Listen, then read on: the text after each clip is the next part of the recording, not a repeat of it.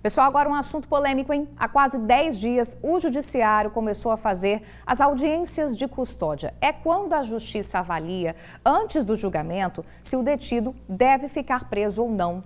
Mas em alguns desses casos, a pessoa acaba solta e aí fica a dúvida. Quais os critérios de um juiz ao tomar essa decisão? Acompanhe na reportagem.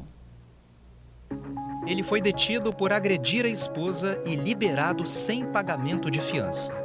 O professor do IFES foi autuado em flagrante por lesão corporal e ameaça contra a esposa. Segundo a vítima, o homem tinha um comportamento agressivo. Foi detido pela PM e solto na audiência de custódia.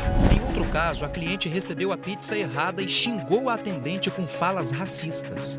A mulher foi autuada por injúria racial, mas passou pela audiência de custódia e foi liberada. Em dezembro do ano passado, uma mulher foi presa após esfaquear o marido dentro do terminal de Laranjeiras, na Serra. O crime foi durante uma briga do casal.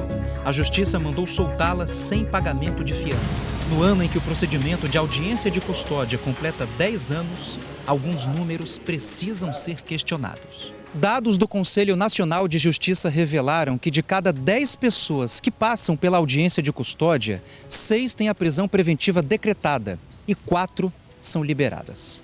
De 2015 até agosto de 2024 foram realizadas 5.649 audiências de custódia. 3.148 tiveram a prisão preventiva decretada.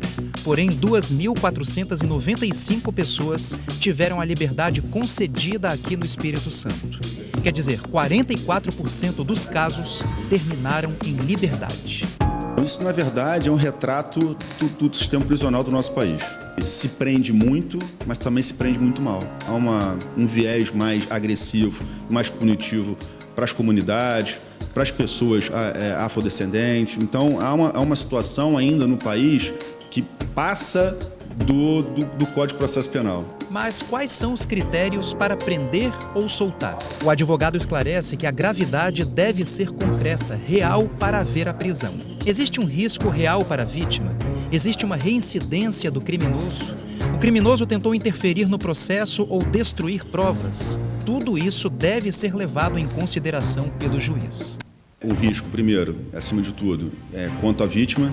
Se a vítima corre algum risco de ser realmente, novamente, ofendida ou agredida por aquele sujeito, e também outros riscos que se refere ao processo, à instrução processual. Se existe risco dele ocultar provas, se existe risco dele destruir provas, criar obstáculos de alguma forma, e também que se no final, se ele for condenado, se existe algum risco de ele se evadir e não cumprir a pena que foi determinada pelo juiz. Então essa análise, num todo, é avaliada nesse momento para saber se existe a necessidade da prisão ou se pode essa prisão ser substituída por outras cautelares menos gravosas. E houver necessidade de implementação de medida cautelar, o juiz já está apto ali a implementar. Agora, depois ele tem que analisar quais das medidas cautelares ou qual da medida cautelar é a mais adequada ao caso concreto, que é o que eu digo. Vai da menos gravosa a mais gravosa até a prisão. Então, essa é a regra, é esse binômio. Necessidade e adequação que o juiz tem que analisar naquele momento.